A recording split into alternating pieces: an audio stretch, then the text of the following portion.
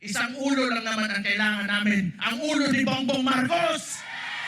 Ipinalabas sa Day 8 ng impeachment trial ni Vice President Sara Duterte ang video ng kanyang kapatid na si Davao Mayor Baste Duterte sa isang Ridge Coalition rally nitong Abril. Ipinunto ni National Bureau of Investigation o NBI Director Melvin Matibag na halos pareho ang sinabi ng bise sa isang naunang press con noong October 2024. Ang galing yung ulo niya ba? Imagine myself cutting his head.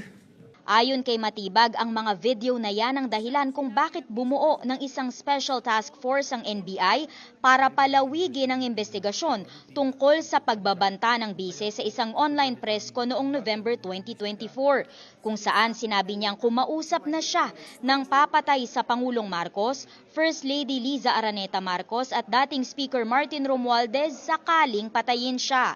Kinasuhan na ng NBI ng grave threats at inciting to sedition ng bise at pending na ang kasong yan sa Department of Justice. Pero ayon kay Matibag, nagpapatuloy ang investigasyon sa tinawag niyang seryoso, aktibo at nagpapatuloy na banta sa buhay ng Pangulo. Ang aming investigasyon ngayon ay tumawid na sa hindi banta kundi isang plano talaga na patayin po ang ating Pangulo ng Pilipinas. Paulit-ulit niyang sinabi sa korte na ang banta sa Pangulo ay maituturing ding national security concern. Dagdag pa ni Matibag, patunay ang mga video ng magkapatid na Duterte na galing sa iisang pamilya ang banta sa Pangulo. Sinubukang ipabura ni defense lawyer Mark Vinluan ang pahayag na yan ni Matibag. Umalma si House Leader Prosecutor Jervy Luistro na siyang nagsagawa ng direct examination. Sa huli, binasura ni Presiding Officer Cheese Escudero ang hiling ng depensa. Nanggagaling sa isang pamilya ang pagbabanta sa ating Pangulo at parehas na nag-refer sa ulo ng Pangulo.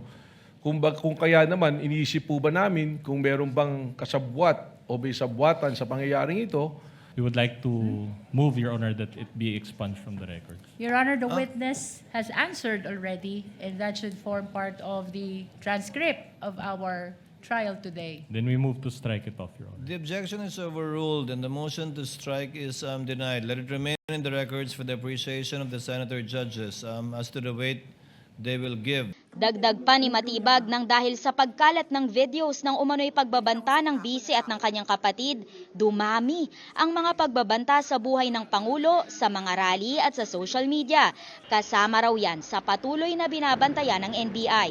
Na yung kanila pong aksyon ay nagkakaroon po ng epekto para kumilos sa mga nakakarinig, ang kanilang mga supporter, upang maghasik po ng ligalig at kaguluhan po sa ating pong bansa at hindi na nirirespeto ang ating pong konstitusyon at wala na rin pong pagtingin sa ating democratic process. Si Matibag ang huling testigo ng prosecution kaugnay ng Article 4 o yung grave threats o pagbabanta ng bise. Pagpasok pa lang niya sa session hall kanina, sinita na siya ni Escudero at pinaalalahanan na iwasan ang pagbibigay ng komento patungkol sa mga miyembro ng impeachment court. Ilang araw na kasing nagkaroon ng word war o bangayan sa pagitan ni Matibag at Senator Judge Alan Peter Cayetano. Matapos yang i-anunsyo ni Matibag na iniimbestigahan ang umano'y anomalya sa 2019 SEA Games kung saan head organizer noon si Cayetano. Una nang inakusahan ni Cayetano ng intimidation si Matibag. Ayon kay Escudero, ire-refer ang mga pahayag na yan sa Senado bilang legislative body para sa anumang aksyon dahil hindi raw impeachment court ang tatalakay niyan. Para sa impormasyong napapanahon at on demand, Amor Santos, Newswatch Plus.